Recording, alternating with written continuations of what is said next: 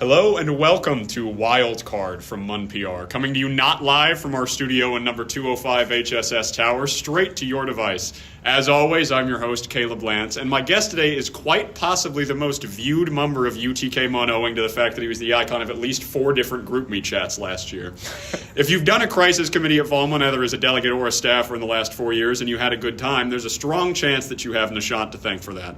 Nishant is a highly coveted chair for our conferences, and as somebody who was fortunate enough to have him as my chair when I CD'd, I can confirm that he's not as good as they say. He's even better. You may also know him from the Volmun 10 head shave photo shoot, which some have compared to cartel execution footage. Nishant, welcome to the show. Thank you, Caleb, for having me. Of course. Man, I'm super flattered by that introduction. I've never had anyone introduce me like that. It's like, man, I'm blushing over here.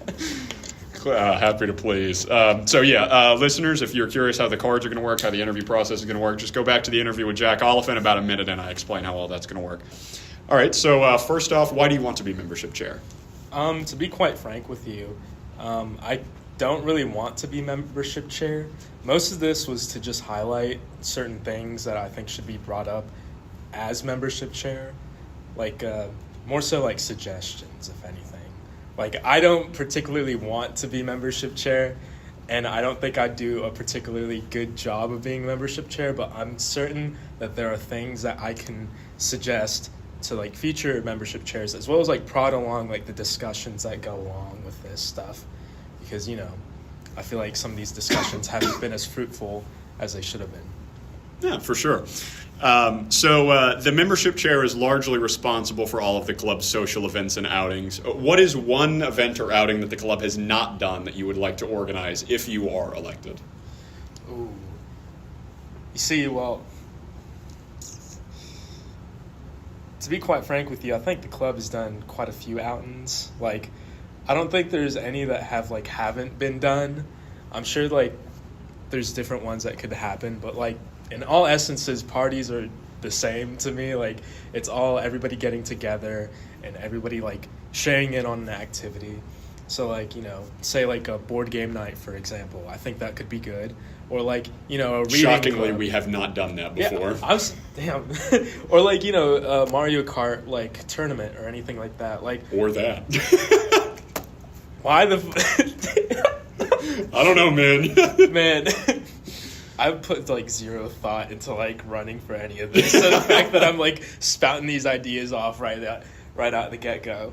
It's, like, there's, like, so many different, like, opportunities to do parties and, like, club, like, get-togethers and whatnot. Like, the one that I've been trying to, like, get more, like, run up and, like, run in the mill. And it's not necessarily, like, party, like, get drunk. I mean, unless you want to. Is like the study groups that I've been, like, you know, slamming down everybody's, like, GroupMe conversations. Yeah. It's like, you know, if you want to join, it's great. And I think, you know, it fosters that sense of community. Yeah, definitely. Yeah, I think we had group study sessions in the library my freshman year, and then I think they vanished off the face of the earth until you brought them back literally 4 years later. Damn. All right, so that is on to the first personal question. Round 1 is memories. Left, middle, or right? I'll go right. Right. What is an experience early in life that made you appreciate beauty? Oh, appreciate beauty.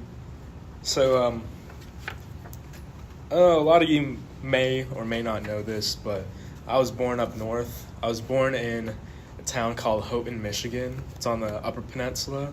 The better peninsula of Michigan, if you consider it that. And, you know, I lived there for the first 4 years of my life. It's filled with a ton of greenery and all that. Coincidentally, these first 4 years of my life were the years that I didn't speak. I was pretty mute during that time. Probably mesmerized by all the beauty out there. But after that, like, we moved up north to Canada to a small town called North Bay, Ontario. And it's just filled with wilderness. Like, all these places have just been filled with wilderness, and it's just greenery on greenery, and it made me appreciate nature and, like, the beauty in kind of, like, preserving it.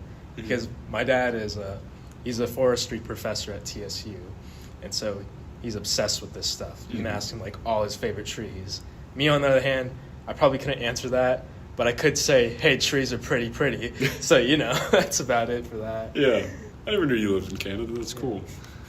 All right, so Nishant, this is your 4th year with the club, but this is your first time, if I'm not mistaken, running for office. What made you decide to run now? Someone sponsored me.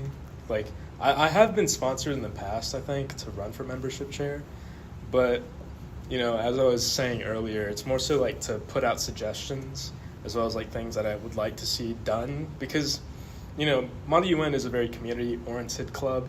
I feel like everybody here has made a good group of friends, if not like made friends with everybody in the club. And I'd like to, keep that going, like, keep that hearth afloat or on fire. I think that's a hearth. Yeah. I mean, hearths are a flame. Yeah, you get the point. But and also like it's my last year. Like, I mean, not really last year. I mean, I got like 3 semesters left, including this one. Yeah, that's how I was last fall. But so like once I like put these suggestions in, like I can like kind of see like how it blooms out and flourishes, and like keep that community afloat. Especially like now, because there's a ton of first years that have come into the club, and I'm like, that's like I don't think I've seen this many come in before. It's crazy. I mean, my freshman year, we were the biggest freshman class the club ever had. And then your year after that was the biggest class of freshmen we'd ever had. And then the year after that was also the biggest class of freshmen we've ever had. And so was last year, and so is this year. I don't know how it's managed to keep working out like that, but it definitely has, and it's great that it has. It's certainly impressive. Yeah. So why are you qualified to be membership chair?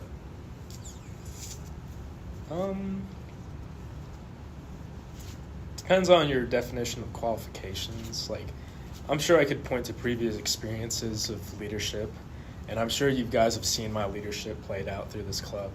But, I don't think I have the credentials to say that I've had a ton of leadership experiences, but I get along with pretty much everybody that I talk to, as well as, I try to make people laugh. It's a lot of fun, Like, I understand being left out. Like, I can tell you all the times in my life in middle school and elementary school where I was like, oh man, this sucks, I'm all alone. But then, being able to foster that community is something that I hold very dear to my heart. Like, I think that's very important, especially now, because it feels like people are very disconnected now, even though we've got, technology that keeps us closer than ever. Mm-hmm. And so, yeah, like, I can take on leadership roles, no problem. Like, I take on the task of anything that you give me, and I'll give my best and even more. So, yeah. There you go. That's all you can ask. So aside from the once-a-semester engagement fairs, which have already happened for the fall, the club's not particularly involved with the broader campus community. How would you better integrate us into the Wire University ecosystem if you're elected? I have heard in the past that, or something that has been like kind of brewing is like, the Model UN kind of collabing with like one of the fraternities to host the club. It's like the JAT, the Jew frat. Yeah. And so, like I've heard that's in the mix, so I'm sure that could foster community. AEPI, I think is what it is. I think ADPI is a sorority, but I think AEPI is the Jewish fraternity. Yeah, that's the Jewish frat. I think so. Yeah. I don't know if I should say this or not. Off the record, that's where the 10-month social is going to be, is at their house. We were running out of options, so we had to partner with a frat. Awesome. But of all the frats, they're probably the best ones to work with. Yeah. They're great. All right, so round 2, insights. Left, middle, or right? I'll go middle. Middle. What do you find hardest to model for the children in your life? That's a pretty deep question, isn't it?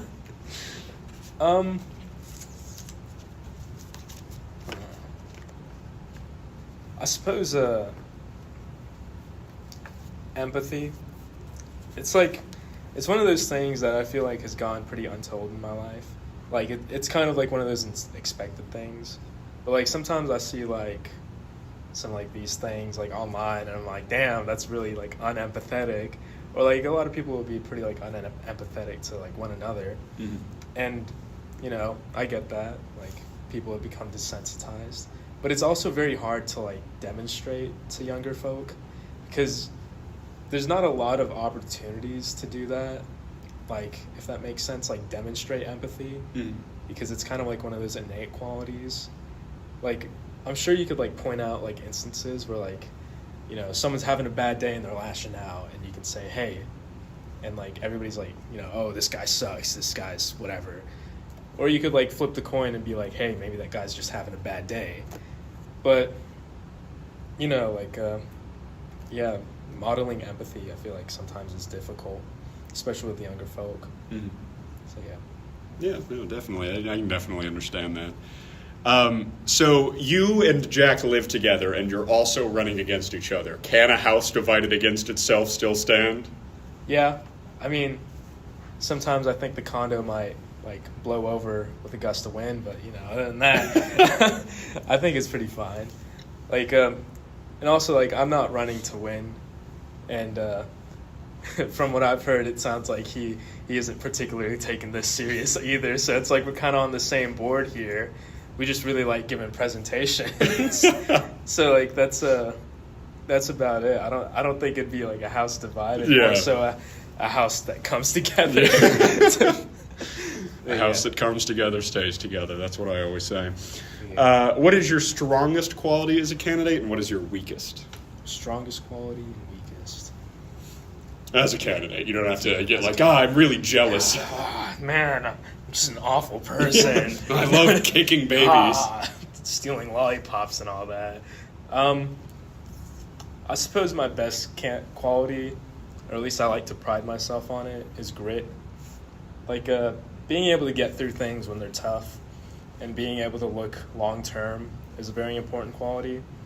Like, you know, sometimes, like, it's like reaping what you sow. Like, sure, it sucks with the reaping and the sowing, but, oh, wait, did I fuck that up? I believe sowing is the planting, yeah, reaping is the harvesting. It sucks sowing the seeds. You know, it's difficult to do that, tilling the land. But reaping what you benefit from, or reaping, like, the goods from it is, like, the ultimate goal.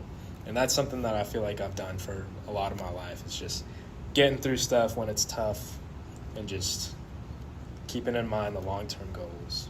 Yeah, definitely. Whereas for, like, I guess, and then, like, to counter, or the flip of the question, which is weakest quality, I suppose it's I know I have weak qualities. I'm just blanking on them right now. Like, yeah, guys, I just don't have any weak qualities. It's crazy. I'm just perfect. My weakest quality is that I care too much. Yeah. I can't stop working. I can't stop. Weaker quality, I suppose, is sometimes I struggle with this, and this is a little more personal, I guess. And it's like socialization.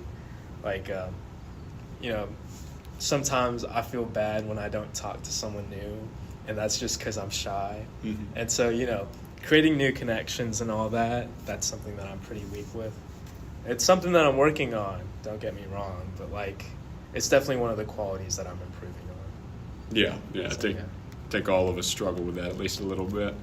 So what is your best idea for a social theme that we have not done before? Social theme. The hard part about the social themes is, like, some of the themes are, like, more laid back, and some of the themes are, like, way over the top. I feel like a good mix is what is needed. Something that can be done either very high effort, like, or very low effort. Yeah, like, one that's done, like, pretty much everybody does is, like, bring your own cup. Like, that one's, like, super easy. Like, anyone can do that. Yeah, we did that last year. Yeah, and it's like, man, it works great. Yeah. And so, I'm sure there's, like, other ones. Oh, man. I'm probably just going to give up suggestions that have already been done, to be honest. like a Halloween, like, costume parties. Like, I mean, that's just, like, we do general. that every year. Dude. You're the only person so far that named a theme we've already done. Oh, my God. Come on, man. Think you got this. Nintendo. There you go. We have not done that. Perfect. Nintendo Social. Vote Nishant for the Nintendo Social. Dear. All right. Yeah, Brooke for bingo, Nishant for Nintendo. Round 3, beliefs. Left, middle, or right? I suppose left. Left. All right. Is there anything in your life that feels like prayer? Like prayer. Yes. I mean, aside from prayer itself, I suppose reading. Like, I used to be a really big reader when I was younger. Like, I was a huge book nerd, and I could like go through books up until the point in middle school where they started forcing you to read books. So I was like, man, this sucks. It's like, man. I mean, not to name names, but thank you, Miss Crutcher, for killing my love of books. What a name for an English teacher. Oh, she was awful. She was so evil. But I have been like rekindling that, and it does feel like, you know, a moment to myself, a bit of quiet, and I'm like, man, I'm learning so much. And then I realized, man, I don't remember what I just read, and so I have to reread it. So it's like, man. But yeah, like reading is definitely like I suppose like a time of solitude, as well as like sometimes like reflection. Yeah. And so I guess you could consider it prayer. Yeah, there you go, definitely. Yeah, if anyone in the book club at any point last year had read any of the books besides me, I would suggest bringing that back. But we went through 3 book picks, and I'm the only one who read any of them, and I only read 2. Oh my so God. I think that's probably a doomed prospect for this club, unfortunately. Well, Nishant, congratulations. You did win the game. Yes. We end the show the same way every time, with a trip in our memory time machine. This is very simple. First, just close your eyes. Now, the memory time machine can take you back to any moment in your life. It's not a moment you want to change anything about, just somewhere you'd like to linger a little longer. Calli said just a memory she'd like to bask in for a little longer, and I like that. It can be absolutely anything at all. There is no wrong answer. So what memory do you choose, Nishant? Shoot, this is kind of hard. Take your time.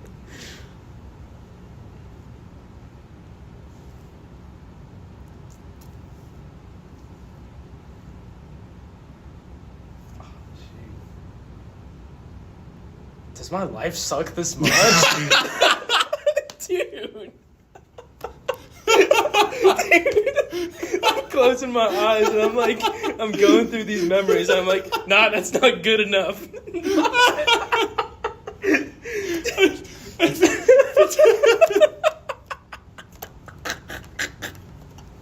Dude, I remember one time. So, you know that like moment of bliss after coming out of an exam that you just bombed? Oh God, that's not where I thought that was going. Yeah. After like, bombing an exam, yes. After like bombing an exam, Yeah. it's like, this is perfect. Yeah. I don't have to deal with Yeah, this it's not my problem anymore. until it exists again. Uh-huh. There's like a couple of minutes where I'm just walking out of HSS from my differential equations class, and I'm just looking at the trees, and I'm like wondering, man, when did life become this beautiful? I think like those, it's like it doesn't last very long, and it sucks like when you're out of it because like you kind of like snap back to reality. Mm-hmm. But like those like moments of bliss, I think are really fun. So yeah. Yeah, there you go. I think that's a beautiful answer. Well, thank you so much for coming on the show, Nishant. I had a wonderful time. Just before we go, you've got the next 45 seconds to say whatever you'd like to the voters. The floor is yours. Vote for who you want to. I mean, obviously, that's what voting is. But, you know, also take into account, like, what these people want to do. Like, sometimes, you know, yeah, like, man, I kind of suck at this. You're almost clear now. Dude. But yeah, like, have fun. That's basically it. Like, you know, enjoy the club while you can. There's a lot of good people in it. All the people that are running, they're all more than qualified to run this club. And I'm sure of it. I know them all. So yeah. Don't vote for me. All right. That's I think that's a first on the podcast. Somebody saying don't vote for me. All right. Well, that does it for this time on Wild Card from MUNPR. Once again, thank you, Nishant, for coming on the show. And make sure to stay tuned for our other episodes with the other candidates for membership chair. And I will see you next time.